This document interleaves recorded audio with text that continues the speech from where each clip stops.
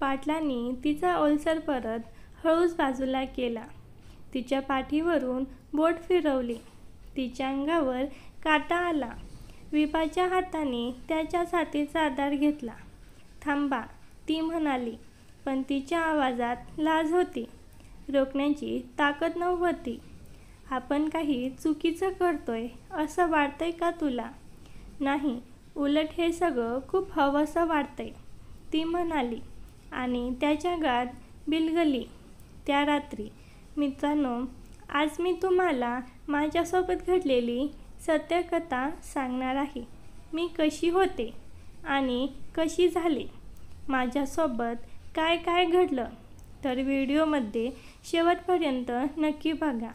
माझं नाव विभा आहे आणि मी दिसायला सुंदर आणि भरदार शरीराची होते. त्यामुळे कुणाचंही लक्ष माझ्यावर सहजच जात असे.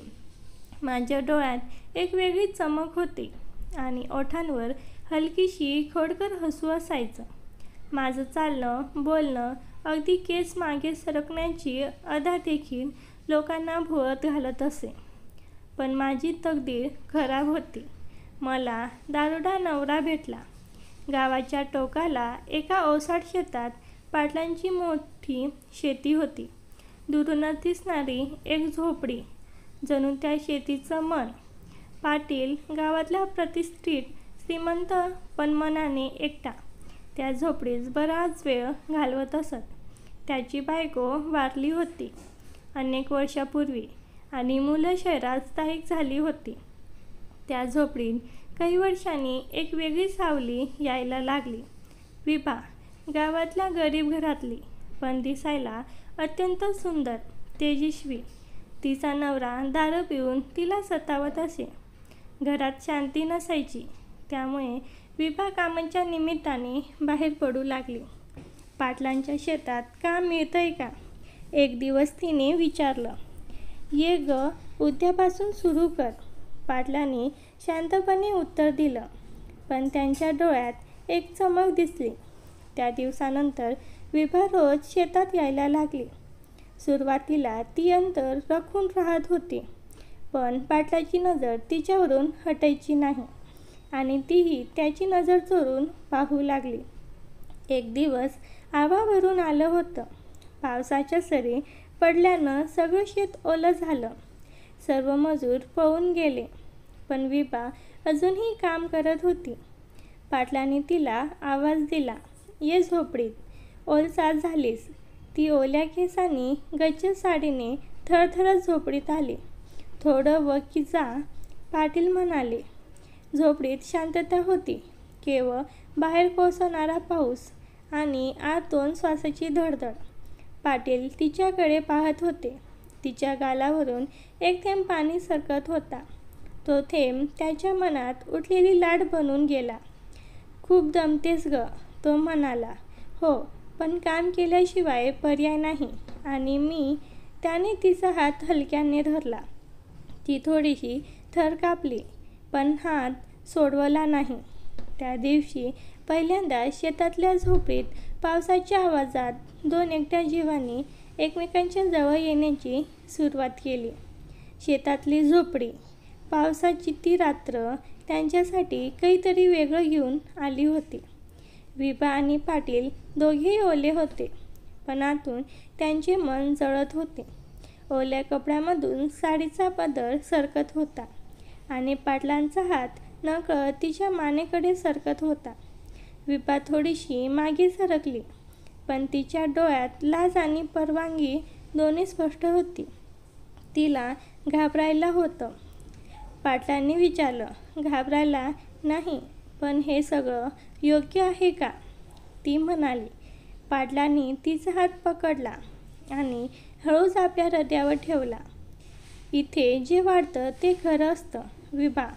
आपण दोघं एकटे आहोत, पण का? तिच्या डोळ्यात पाणी तरळलं.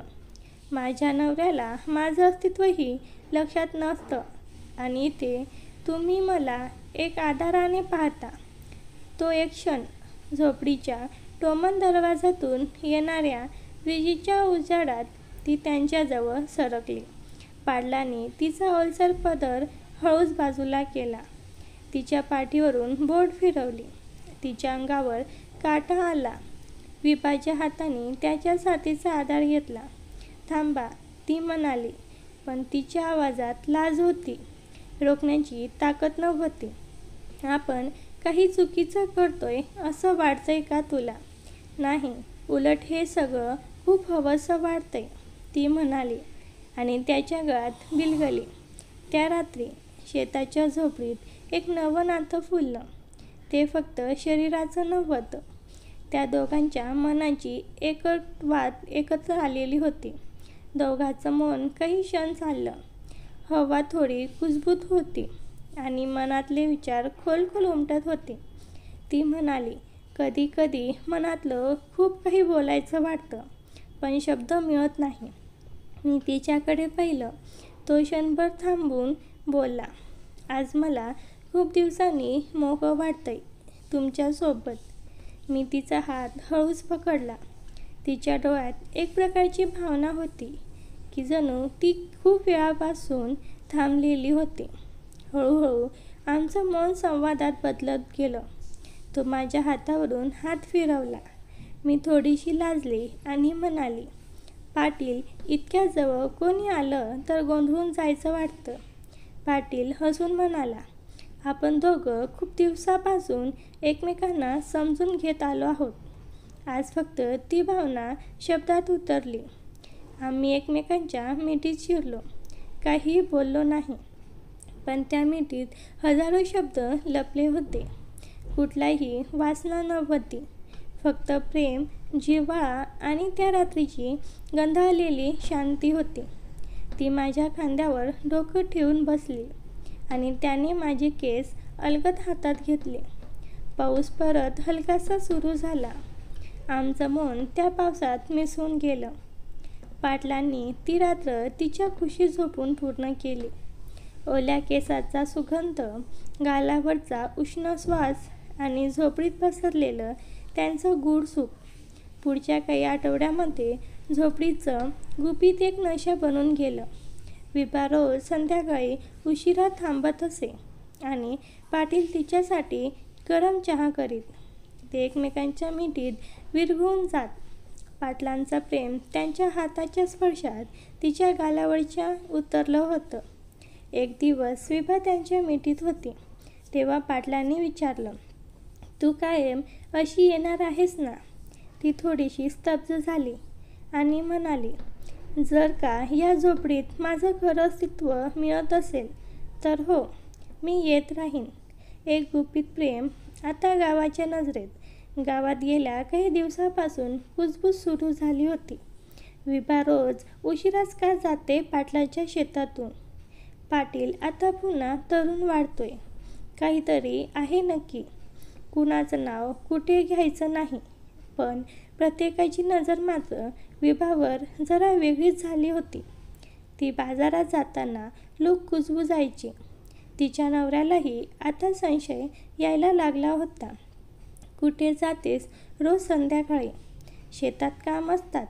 काम की काहीतरी वेगळंच? तो धूर्तपणे हसला. विभाचं मन अस्वस्थ होऊ लागलं, पण पाटलांची खुशी तिला अजूनही शांतता देत होती.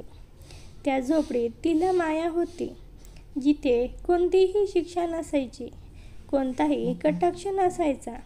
एक संध्याकाळ वाऱ्याने गारवा घेतलेला. आकाशात सूर्य मावळतीला निघाला होता.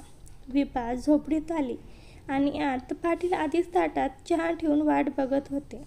गावात चर्चा सुरू झालीये, ती म्हणाली. डोळे खाली माझ्याकडे बघ, तुला मी सांभाळीन. पाटलांनी विश्वासानं तिचा हात धरला. माझं घर, नवरा, लोक हे सगळं सोडून मी इथे येत राहू का? तिच्या डोळ्यात शंका होती. पाटलांनी तिच्या गालाला हात लावला आणि कुशीत घेत म्हटलं, हे प्रेम आहे विभा, शरीरापुरतं नाही, मनाचं. तू आलीस की या झोपडीला घर वाटतं. ती हळूच त्याच्या मिठीत विरघळली. दोघांचं मन, शरीर आणि श्वास एकरूप झाले. त्या रात्री त्यांनी फक्त शरीर नाही तर एकमेकांचं दुःख, अश्रू आणि ओलावाही वाटून घेतला. दुसऱ्या दिवशी सकाळी विभाचा नवरा सरळ पाटलांच्या घरावर चालून गेला.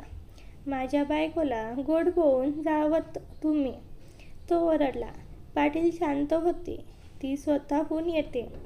तिला घरात तुमचा फक्त मार आणि अपमान मिळतो आणि इथे तिला सन्मान मिळतो. गावात गोष्ट फुटली. पंचायत बसली.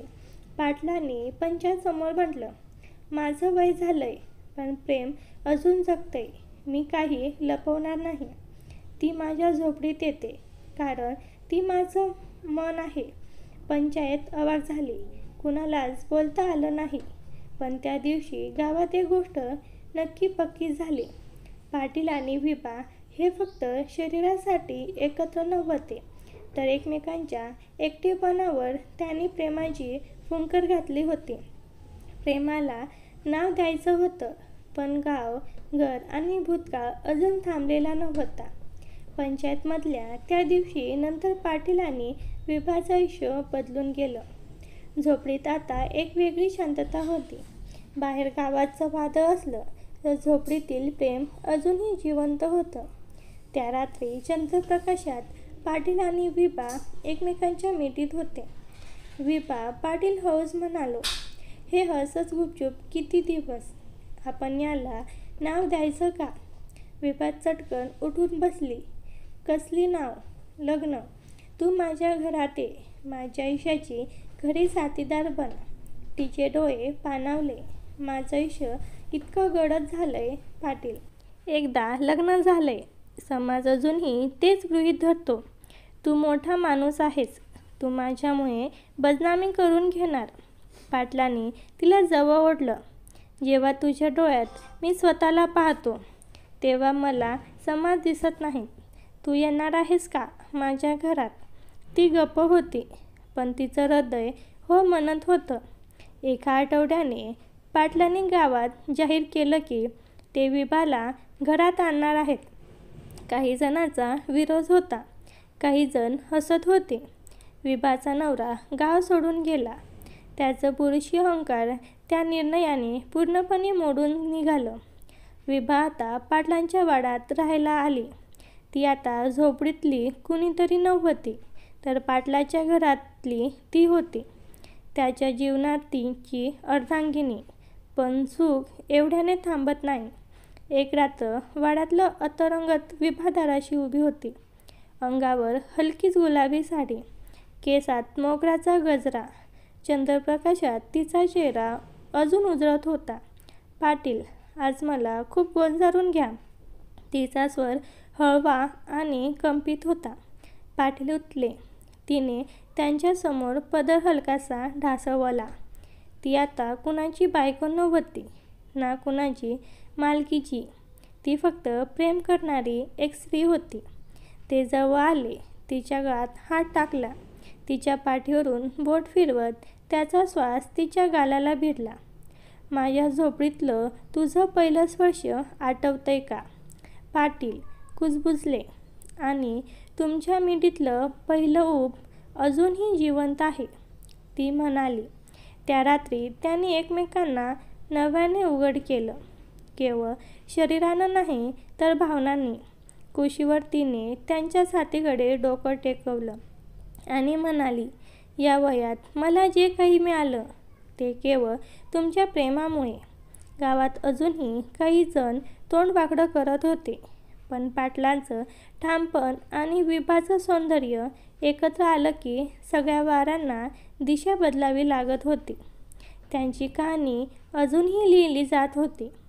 शेतातल्या झोपडीतून वाड्यापर्यंत आलेली, समाजाच्या विरोधातून उभी राहिलेली आणि प्रेमाच्या उत्कट उभेत नांदणारी. झोपडीपासून वाड्यापर्यंतचा प्रवास आणि आता आयुष्याच्या नव्या शेतीत. विभा आता पाटलांच्या वाड्यात होती. तिच्या केसात मोगऱ्याचा गजरा नेहमीच असायचा आणि तिचं हास्य वाड्यात नवं तेज भरायचं. पाटील, ज्याचं आयुष्य एकेकाळी एकटं आणि सुन्न होतं, आता त्या घरात प्रत्येक कोपऱ्यात जीवनाचं मधुर सूर नांदायला लागला होता. पण प्रेम हे केवळ अंतःकरणात नांदवलं नव्हे तर ते आयुष्याच्या एकत्र जपणंही असतं. एके दिवशी पाटलांनी विपाला म्हटलं, झोपडीमध्ये तू फक्त माझ्या खुशीत होतीस. आता मी तुला शेतीच्या महारानात आयुष्याच्या प्रत्येक वाटेवर माझी साथीदार करायचं ठरवले. शेतीतील नव्या स्वप्नांची सुरुवात दोघांनी शेतीतील झोपडी तशीच ठेवली, आठवणीचं मंदिर म्हणून. पण तिच्या शेजारी त्यांनी एक नवं घरकुल उभारायला घेतलं, जे केवळ त्याचं नव्हतं तर त्यांच्या प्रेमाचा परिणाम होतं. विभा सकाळी लवकर उठून गाय दुधाची, अंगणात रांगोळी काढायची आणि चुलीवर गरम पोळ्या लाटायची. पाटील तिच्या हातात दूध घेत झोपडीत बसून पेपर वाचायचे, पण डोळे मात्र नेहमी तिला शोधायचे. असं काय पाहता पाटील? रोज सकाळी ती हसून विचारायची. तुझ्या ओठांवर गोडवा आहे आणि हातात खमकपणा. तुझं बघून मला नव्यानं जगावंसं वाटतं, तो गालावर ओठ ठेवून म्हणायचा. गावातल्या लोकांचं मन परिवर्तन गावकरी हळूहळू बदलू लागले. पूर्वी जे लोक कुजबुजायचे तेच आता त्यांच्या जोडप्याचं कौतुक करायचे. पाटील आणि विभाताई दोघं एकदम जुळलेत. त्यांच्या शेतात गेलं की जणू प्रेमाचं वारं लागतं. गावातल्या शाळेसाठी दोघांनी एक नवीन इमारतीचा दान दिलं. महिलांसाठी कातडी उद्योग आणि शेतकऱ्यांसाठी सेंद्रिय खत प्रकल्प सुरू केला. विभा आता फक्त पाटलांची प्रेयसी नव्हती, ती गावासाठी मायबाप होती. प्रेमातला नवा रंग, वृद्धत्वाची ऊब. एका दुपारी पाटील थोडेसे थकलेले वाटले. विभा त्यांच्या मांडीवर डोकं ठेवून बसली. थकलात का आज? ती विचारली. नाही ग, फक्त आज वाटतंय की तू नसलीस तर माझं काहीच उरणार नाही. विभा त्यांच्या हातात हात घेते. माझ्या आयुष्याला अर्थ तुमच्यामुळे मिळाला आहे. मी शेवटच्या क्षणापर्यंत तुमच्या कुशीत राहीन. ते एकमेकांच्या मिठीत विरघळले. आता त्यांच्या प्रेमात आग नव्हती, पण ऊब होती. शरीरानं नव्हे तर मनानं घट्ट जुळलेले ते दोघं. झोपडी आठवणीचं मंदिर. ते दोघं अजूनही कधीमधी त्या झोपडीत जाऊन बसायचे, जिथे प्रेमाची पहिली ठिगणी पडली होती. त्या रात्री पाटलांनी झोपडीत तिच्या कानात कुजबुजलं. आजही तुझ्या स्पर्शाने मी पुन्हा तरुण होतो. विभा हसली आणि हलक्या मिठीत त्याला लपटून घेतलं. त्यांची प्रेमकथा इथे संपत नाही. भाग 2 लागत असेल तर कमेंट करा. धन्यवाद.